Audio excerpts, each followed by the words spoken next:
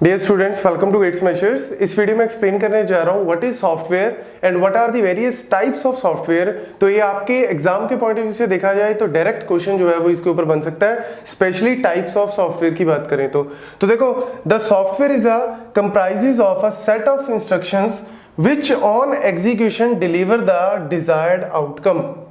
Simply अगर हम बात करें सॉफ्टवेयर क्या होता है, software is a set of instructions, that is a simple definition of software. और जिसका पर्पस क्या है, कुछ आउटकम जो डिजायर्ड आउटकम है उसको हमें अचीव करना है। तो दो चीजें हम जनरली यूज करते हैं, hardware and software. Hardware is what kind of tangible thing, जैसे आपके इनपुट आउटपुट डिवाइसेस हैं, पेरिफेरल डिवाइसेस बोल देते हैं जिनको, वो सारे टेंजिबल डिवाइसेस हैं। लेकिन इनटेंजिबल में हमारे पास क्या आता है, स्पेशली सॉफ्टवेयर आते हैं। और कैटेगरी की बात करें तो मेनली आपने एप्लीकेशन सॉफ्टवेयर के बारे में सुना होगा, या ऑपरेटिंग सिस्टम तो मेनली सबने सुना ही होगा। और इसका पर्पस पता है क्या है, मेनली कि यहाँ पे हमारे पास दो चीजें हैं, एक तो यूजर आ जाता है, डिफरेंट टाइप्स ऑफ यूजर्स आ जाते हैं। जैसे हम लोग क्या है, यूजर्स हैं, अपने लैपटॉप पे काम कर रहे हैं, अपने मोबाइल पे काम कर रहे हैं, तो हम लोग क्या है, डिफरेंट यूजर्स हैं। और हम क्या एक्सेस कर रहे हैं, हम ट्राई कर रहे हैं हार्डवेयर को एक्सेस करने की। मतलब मेरा मोबाइल है, मेरा लैपटॉप है, उसको हम एक्सेस करने की कोशिश कर रहे हैं।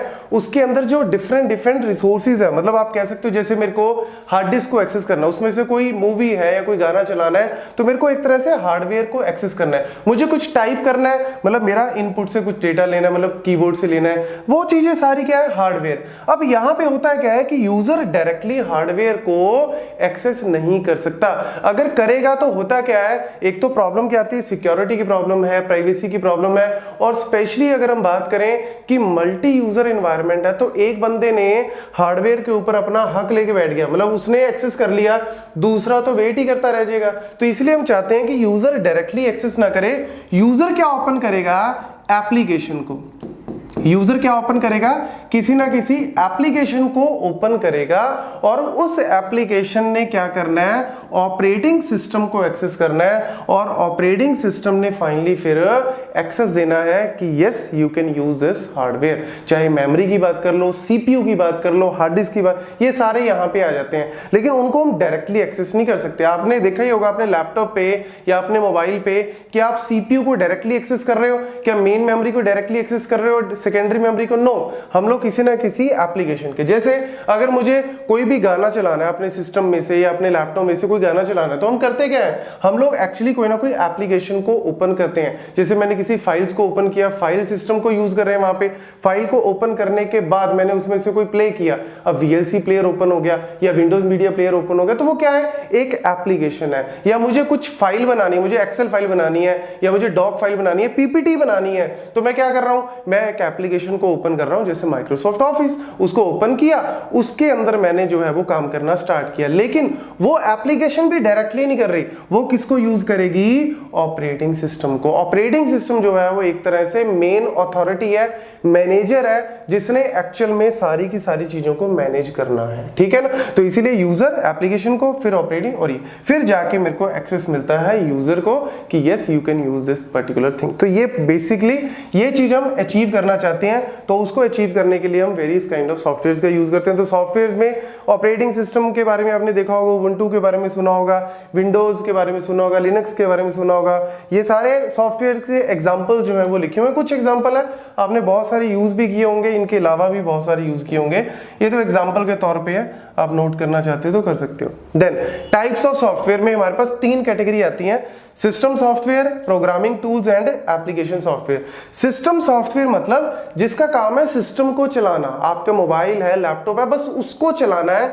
यूजर क्या कर रहा है, ये वो सारी चीजें हम लोग जो है वो बात नहीं करते। यहाँ पे मेनली बात करते हैं कि सिस्टम जो है वो कैसे वर्क करेगा, उसको चलने के लिए भी तो कोई ना कोई इंटरनली सॉफ्टवेयर चाहिए, तो वो वहां पे यूज होता है ऑपरेटिंग सिस्टम। सबसे मेन चीज है सिस्टम सॉफ्टवेयर में ऑपरेटिंग सिस्टम आता है, जिसमें हम विंडोज की बात करते हैं, विंडोज 7 की बात कर लो, 10 की बात कर लो, या फिर लिनक्स की बात कर लो, या फिर अगर हम एंड्रॉइड की बात करें मोबाइल में तो एंड्रॉइड की बात कर लो, आईओएस, वो सारे के सारे ऑपरेटिंग सिस्टम है कि आपके सिस्टम को मैनेज करते हैं। देन सिस्टम यूटिलिटीज, ये ऑपरेटिंग सिस्टम के साथ ही आती हैं।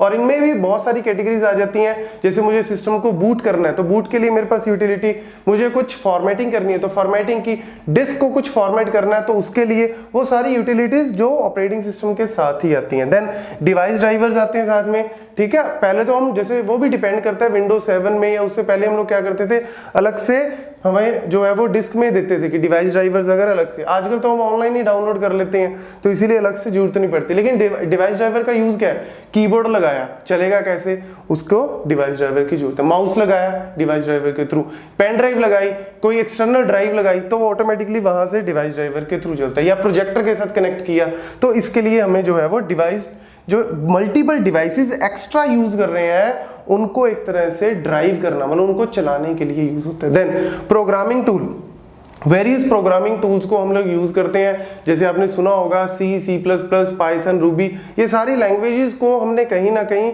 जो है वो यूज करते हैं डिफरेंट, आप कह सकते हो कि अलग अलग चीजों को एग्जीक्यूट करने के लिए। तो वहां पे मेरे पास ट्रांसलेटर्स भी आ जाते हैं, डेवलपमेंट टूल्स भी आ जाते हैं, एप्लीकेशन सॉफ्टवेयर में जनरल पर्पस या फिर कस्टमाइज। इसमें मैं आपको एक एक और पॉइंट यहाँ पे बता देता हूँ। जैसे सिस्टम सॉफ्टवेयर में बात करें, ऑपरेटिंग सिस्टम आ गया, उबुंटू, फेडोरा, ये डिफरेंट डिस्ट्रीब्यूटर्स हैं, ठीक है ना।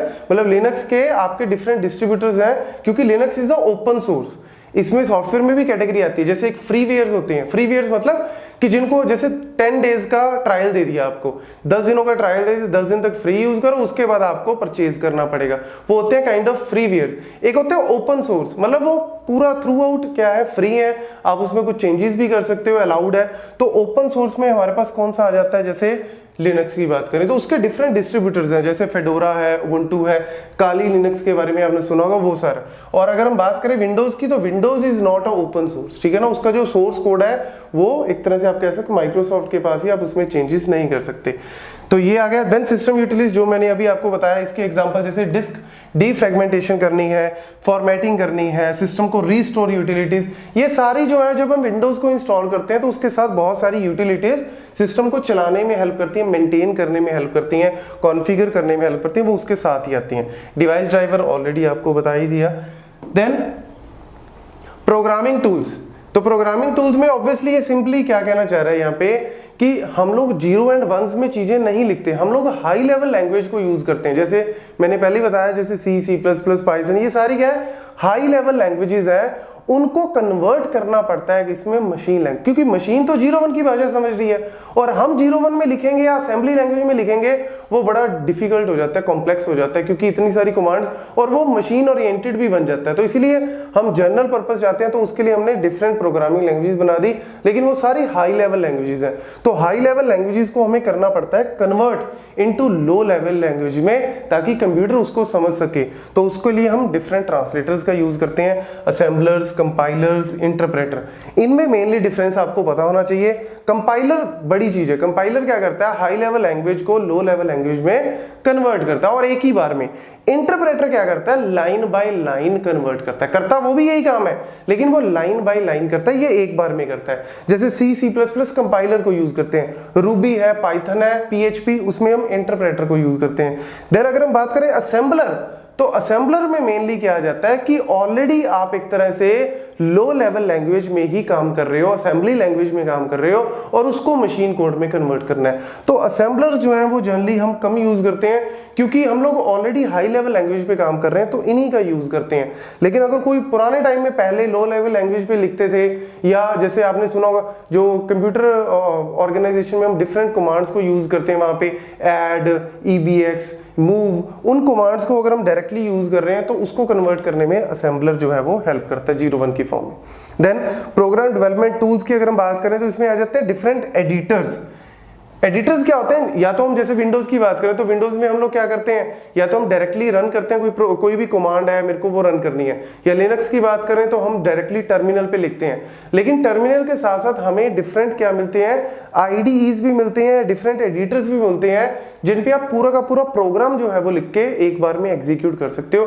जैसे VI है, नैनो है, Gedit है, ये सारे एडिटर्स आते हैं जिन पे आप डायरेक्टली एक बार में कर सकते हो।